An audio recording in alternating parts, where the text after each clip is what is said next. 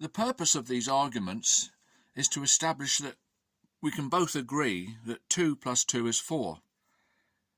If we can't agree that 2 plus 2 is 4, then there's no point talking about anything more complicated, such as how anything works in physics. If this is your lever now, you've been drawing it like a big rectangle, and if the fulcrum or the pivot point was right through the centre of the rectangle, it would not oscillate. Whatever position we moved it to, there'd be no force trying to move it.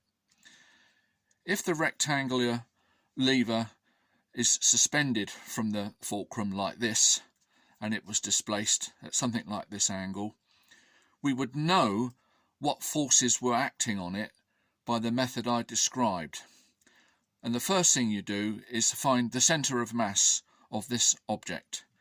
Now, if you don't believe in the centre of mass, or you don't know what it is or how to find it, I'm not going to explain it here. That's something you have to read from physics books or watching your YouTube videos.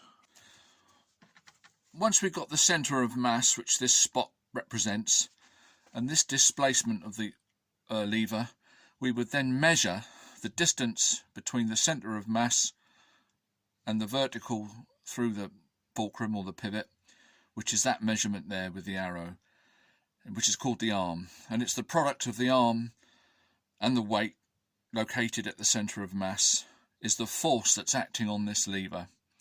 And we would see then that, well, there is a net force equal to the product of the weight and that arm in this direction. So that's telling us that the lever is going to reset. Not so much reset, but return to the horizontal and probably overshoot because of its momentum. Not to labour a point, Gary, but there was nothing wrong with my measurements here. They're completely accurate. It's your lack of understanding that's inaccurate. In this case, if we make the lever infinitely small and insignificant, we want to work out if we've got a half mass 2 distance along this arm and a 1 mass 1 distance, and the lever is given a anti-clockwise motion represented by that arrow. We want to, you say, well, why does the energy, if it's got twice the kinetic energy, how is it interchanged back and forth? Well, just look at it at this moment in time. What's the forces? The forces acting on this lever is trumps everything else.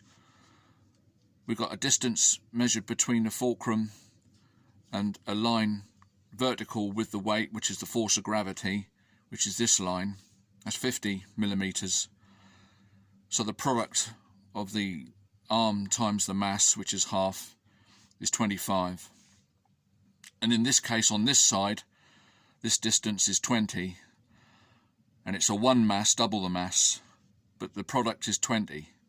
So it's 20 opposed to 25. This is a vertical downward force of 20, and this is a vertical downward force of 25. So this side wins. So you would predict that this side would then equilibrate.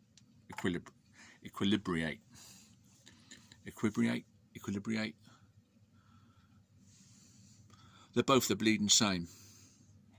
They're not the bleeding same, but when it's in equilibrium, they're both the bleeding same, is what I meant. So there's no problem with the interchange of kinetic energy when it's attached to an oscillator. It's completely different to the situation when the weights are released, and then one would have twice the kinetic energy of the other. No problem at all. The same energy would have gone into the lever to get the twice kinetic energy, so you're not gaining something. There's no something for nothing. What's next?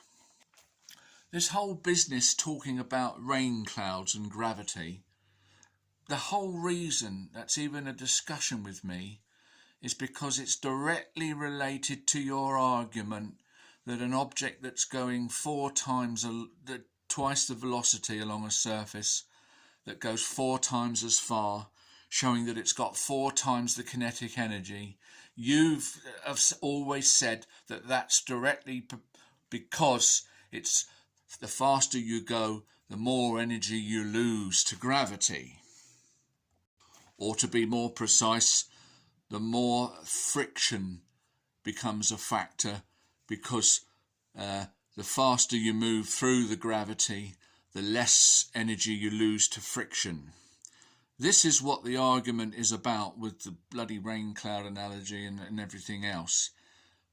Why you say why something goes 4 times as far is because it's losing more of its energy to friction because it's going faster.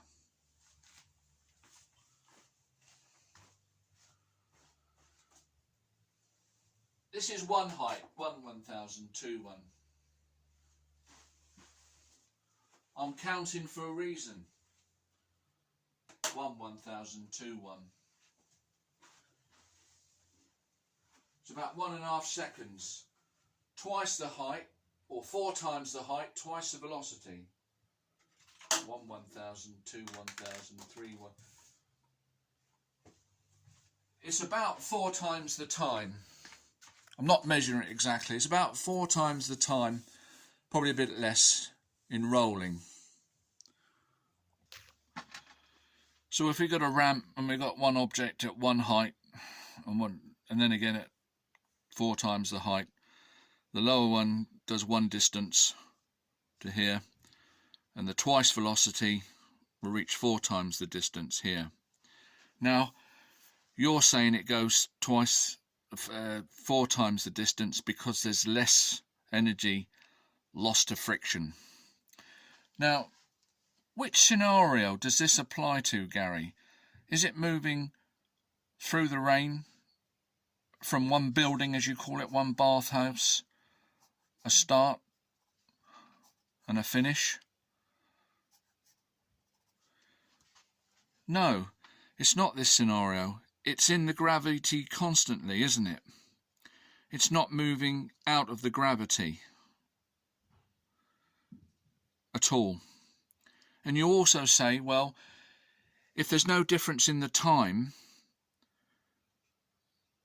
if somebody's in the gravity moving around, doesn't matter, or if somebody's laid in a chaise lounge, it doesn't matter that, as long as the time is the same.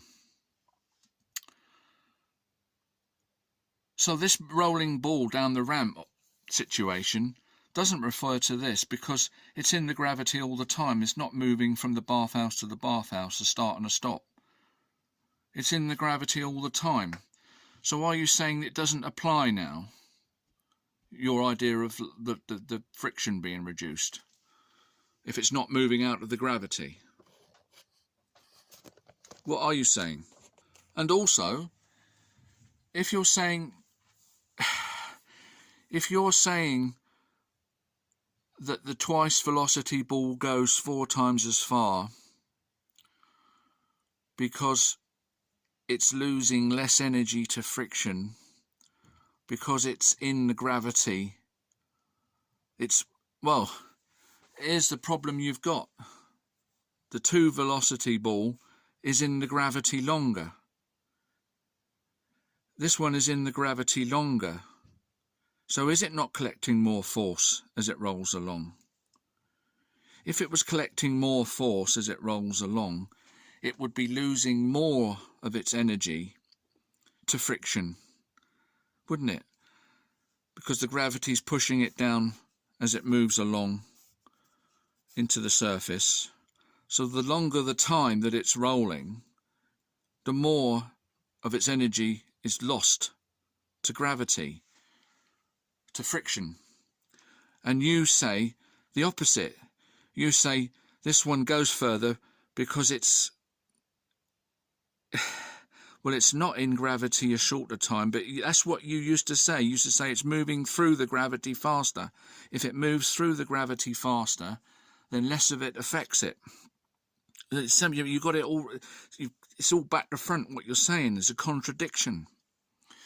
It doesn't move through the gravity like the rain cloud situation from outside to inside. You've conceded that. If something's in the gravity all the time, it doesn't matter, you say. It's only the time that matters. Well, here, this ball is in the gravity longer. It's longer to roll. So wouldn't you say then it must have more energy if it's overcoming the friction via the gravity pushing it into the surface for longer? Suggests that it's got more energy. Don't you see?